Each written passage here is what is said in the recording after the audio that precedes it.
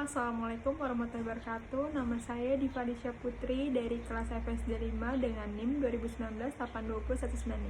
Di sini saya ingin merangkum tentang buku pegangan pembelajaran berorientasi pada keterampilan berpikir tingkat tinggi. Di sini guru sebagai pendidik pada jenjang satuan pendidikan anak usia dini, dasar dan menengah memiliki peranan sangat penting dalam menentukan keberhasilan peserta didiknya, sehingga menjadi determinan peningkatan kualitas pendidik di sekolah.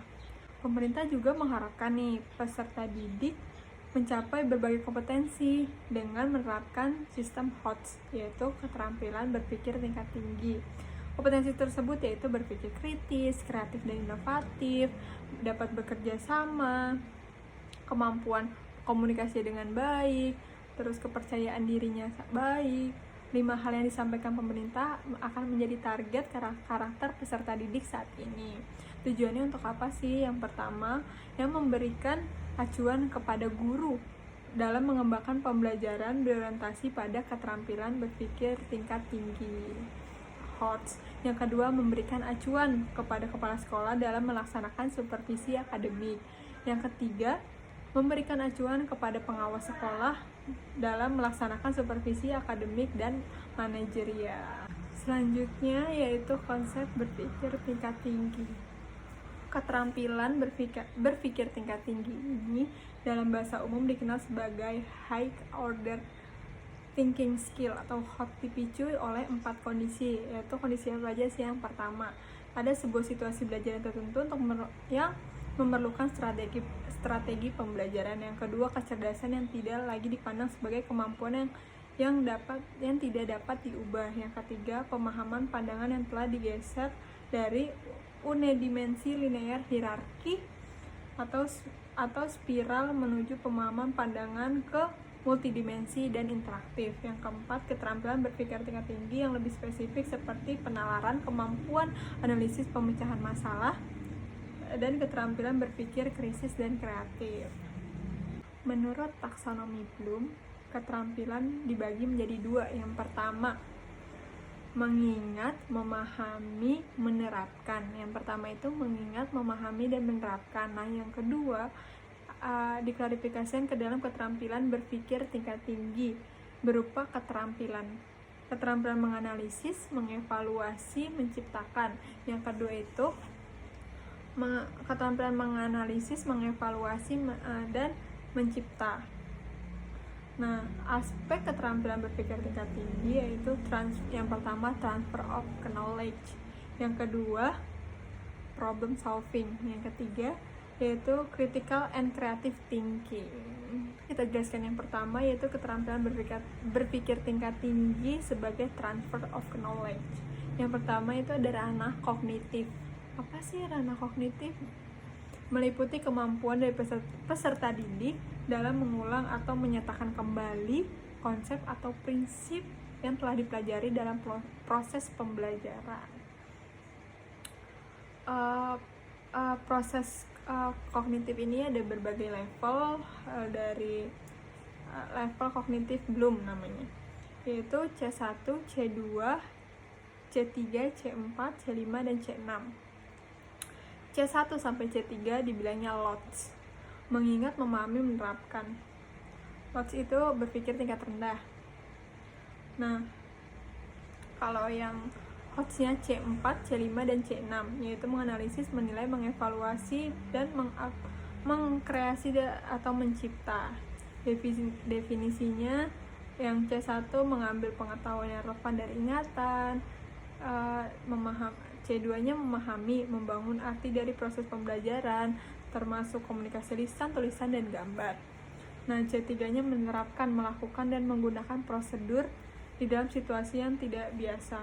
Nah, C1 itu mengingat, C2 itu memahami, C3 itu menerapkan atau mengaplikasikan. Nah, selanjutnya C4 itu menganalisis. Nah, definisinya apa sih? Memecahkan materi ke dalam bagian-bagian dan menentukan bagaimana bagian-bagian itu terhubung antar bagian dan struktur atau tujuan keseluruhan. Nah, C5-nya itu menilai, membuat pertimbangan berdasarkan kriteria atau standar. Nah, C6-nya itu mencipta atau mengkreasikan, menempatkan unsur-unsur secara bersama-sama untuk membentuk keseluruhan secara koheren atau fungsional, menyusun kembali unsur-unsur dalam pola atau struktur baru. Kata kerja operasional ranah kognitif, yaitu yang C1 itu ada mengingat. Mengingat itu seperti menjelaskan, menyebutkan, mengutip, mengulang, mencatat, meniru. Kalau yang kedua C2 yaitu memahami, ya, contohnya seperti membandingkan, menyimpulkan, memperluas, mempolakan, mendiskusikan, menjalin, menafsirkan, memprediksi, melaporkan. Nah itu contoh dari C2 yaitu memahami. Yang C3 mengaplikasikan, contohnya apa aja? Mengurutkan, menugaskan, menerapkan, menyelidiki, mengadaptasi, mengemukakan, menggali, memproses, metabulasi, mensimulasikan, melakukan. Nah yang C4 menganalisis. Menganalisis seperti apa sih? Mengaudit, mengatur, menganimasikan, mengumpulkan, memecahkan, merinci, menyeleksi. Itu termasuk C4 yaitu menganalisis. Yang C5 mengevaluasi, contohnya membandingkan, menilai, menyimpulkan, memvalidasi, mengetes, mendukung, memilih. Itu termasuk ke C5 yaitu mengevaluasi. Yang terakhir C6 apa aja ya contohnya? Yaitu C6 mencipta atau membuat, contohnya membuat, membatas, merancang, membentuk, meningkatkan, menanggulangi, mengkreasikan, membangun gitu. Yang kedua ada ranah afektif. Yang terdapat pada ranah afektif yang berhubungan dengan sikap, nilai, perasaan, emosi, serta derajat penerimaan atau penolakan suatu objek dalam kegiatan pembelajaran. Nah, ranah afektif ini ada 5. A1, A2, A3, A4, A5. Apa sih A1 itu penerimaan, A2 itu menanggapi, A3 itu menilai, A4 itu mengelola, A5 itu karakterisasi. Penerimaan semacam kepekaan dalam menerima rangsangan atau stimulasi dari luar yang datang pada peserta didik. A2 menanggapi suatu sikap yang menunjukkan adanya partisipasi aktif untuk mengikutsertakan dirinya dalam fenomena tertentu dan membuat reaksi terhadap salah satu cara.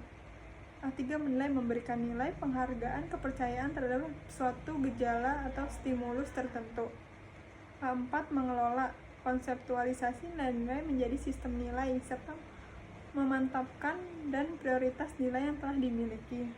A5 karakterisasi, keterpaduan semua sistem ini, semua nilai yang telah dimiliki seorang yang mempengaruhi pola kepribadian dan tingkat lakunya. Nah, kata kerjanya nih, biar kita lebih paham. Kata kerja operasional ranah afektif. A1 itu menerima, seperti mengikuti, menganut, mematuhi, dan meminati. A2 yaitu merespon, menyambut, mendukung, melaporkan, memilih, menolak, menampilkan, menyetujui, mengatakan. A3 menghargai, meyakini, memperjelas, menyumbang, menekankan. Yang keempat A4 mengorganisasikan, mengubah, menata, membangun, memadukan, mengelola. Karakteristik menurut nilai. A5 contohnya membiasakan, mengubah perilaku, berakhlak mulia, melayani, mempengaruhi, mengkualifikasi, membuktikan, dan memecahkan. Selanjutnya ranah psikomotor. Pada keterampilan proses psikomotor merupakan keterampilan dalam melakukan pekerjaan yang melibatkan anggota tubuh yang berkaitan dengan gerak fisik. Proses psikomotor ada P1, P2, P3, P4, P5. P1 itu imitasi. Imitasi berarti meniru tindakan seseorang. Yang kedua, P2 manipulasi. Manipulasi berarti melakukan keterampilan atau menghasilkan produk dengan cara mengikuti petunjuk umum. P3 presesi. Presesi berarti secara independen melakukan keterampilan, menghasilkan produk dengan akurasi, proporsi, dan ketepatan. P4 artikulasi. Artikulasi artinya memodifikasi keterampilan atau produk agar sesuai dengan situasi baru. P5, naturalisasi. Naturalisasi adalah menyelesaikan satu atau lebih keterampilan dengan mudah, membuat keterampilan otomatis. Ranah kerja operasional dalam ranah psikomotor. Yang P1 itu meniru. Meniru itu seperti menyalin, mengulangi. Nah, P2 manipulasi. Manipulasi itu contohnya kayak membangun, melakukan, melaksanakan, merancang, melatih. P3 itu presisi, contohnya seperti mengirim, memutar, menggalihkan, melengkapi.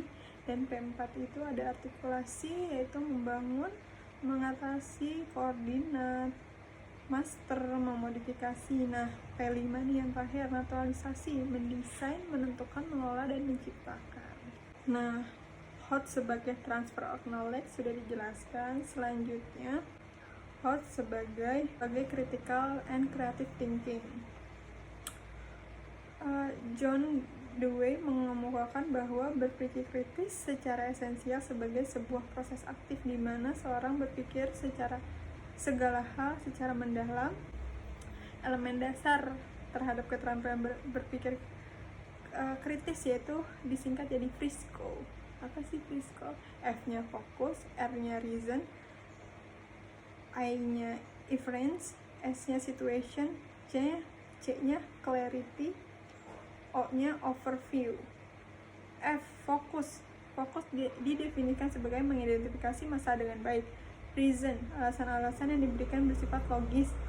Inference, jika alasan yang dikembangkan adalah tepat, maka alasan tersebut harus cukup sampai pada kesimpulan yang sebenarnya.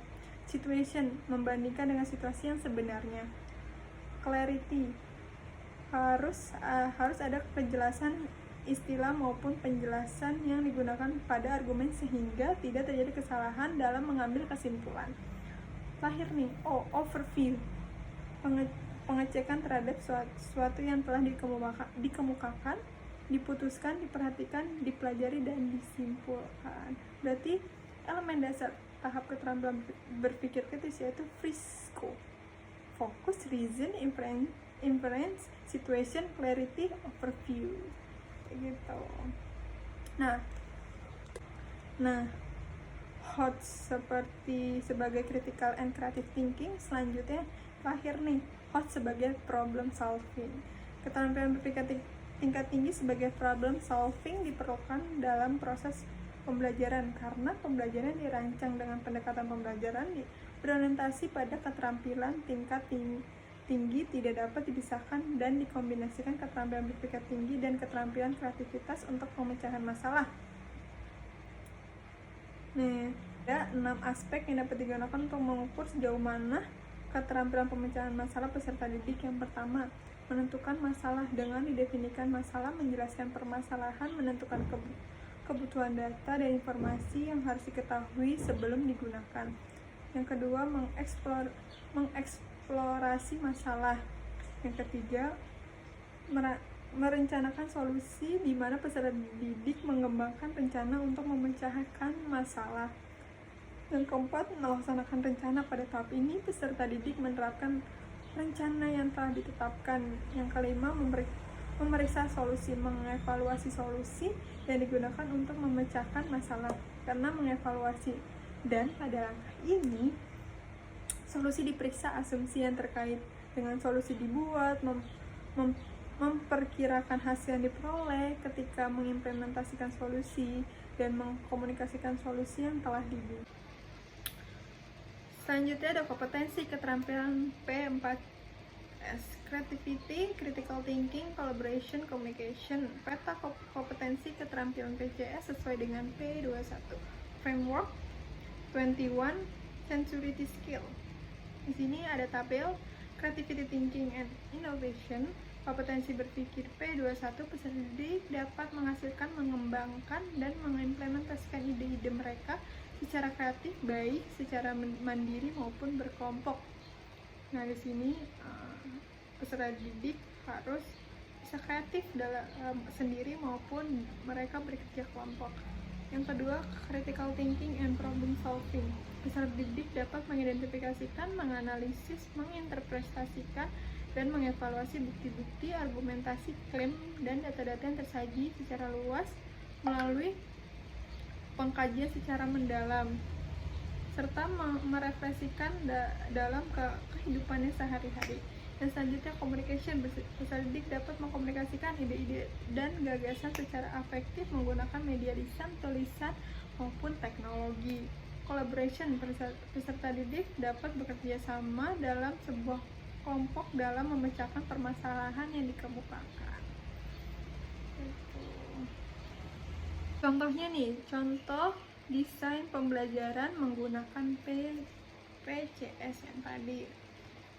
Tabel di sini PCS dari IPKKD pengetahuan. Ini contoh tematik. KD pengetahuan tema 8 subtema 1 pembelajaran 2 bahasa Indonesia, mencermati tokoh-tokoh yang terdapat pada teks fiksi. Untuk IPA-nya menghubungkan gaya dengan gerak pada peristiwa di lingkungan sekitar. SPDP-nya mengetahui tanpa tempo dan tinggi rendahnya nada. Kreativitinya secara individu peserta didik mengulangi, menyempurnakan, dan menyajikan hasil percobaan yang dituangkan dalam lembar kerja. Critical thinking-nya, peserta didik menggali tokoh-tokoh pada teks cerita fiksi dengan cara mendiskusikan dalam kelompok. Communication-nya, setiap kelompok dipersilahkan untuk membacakan hasil diskusinya dan kelompok lain memberikan tanggapan. Collaboration-nya, peserta didik menggali tokoh-tokoh pada teks fiksi dengan cara berdiskusi dalam kelompoknya. Nah, selanjutnya penjelasan terakhir nih, yaitu amanat kurikulum 2013 melalui pendekatan saintifik. Proses pembelajaran dapat dipadankan dengan suatu proses ilmiah. Karena itu kurikulum 2013 mengamanatkan esensi pendekatan saintifik dalam pembelajarannya. Apa sih pendekatan saintifik itu? Yakni sebagai titian emas perkembangan dan pengembangan sikap pengetahuan dan keterampilan peserta didik. Proses pembelajaran saintifik memuat aktivitas. Yang pertama mengamati, yang kedua menanya, yang ketiga mengumpulkan informasi atau mencoba, yang keempat mengasosiasikan atau mengolah informasi, yang kelima mengomunikasikan. Begitu. Ini ada tabel keterkaitan antara langkah pembelajaran dengan kegiatan pembelajaran dan maknanya. Aktivitasnya mengamati, kegiatan belajarnya melihat, mendengar, meraba, membau. Kompetensi yang dikembangkannya yaitu melatih kesungguhan, ketelitian mencari informasi. Sekarang aktivitasnya menanya, kegiatan belajarnya mengajukan pertanyaan. Kompetensi yang dikembangkannya mengembangkan kreativitas, rasa ingin tahu. Nah, yang ketiga mengumpulkan informasi atau eksperimen. Kegiatan belajarnya melakukan eksperimen, wawancara dengan narasumber. Kompetensi yang dikembangkannya mengembangkan sikap teliti, jujur, sopan, dan menghargai pendapat orang lain. Nah, aktivitas selanjutnya mengasosiasikan. Kegiatan belajarnya mengolah informasi yang sudah dikumpulkan dengan baik. Kompetensi yang dikembangkannya mengembangkan sikap jujur, teliti, disiplin, dan tata aturan. Selanjutnya mengomunikasikan, menyampaikan hasil pengamatan, kesimpulan berdasarkan hasil analisis secara lisan tulisan. Kompetensi yang dikembangkannya mengembangkan sikap jujur, teliti, toleransi, kemampuan berpikir sistematis, mengungkapkan pendapat dengan singkat dan jelas, dan mengembangkan kemampuan berbahasa yang baik dan benar. Itu saja yang bisa saya jelaskan, kurang lebihnya mohon maaf. Wassalamualaikum warahmatullahi wabarakatuh. Terima kasih.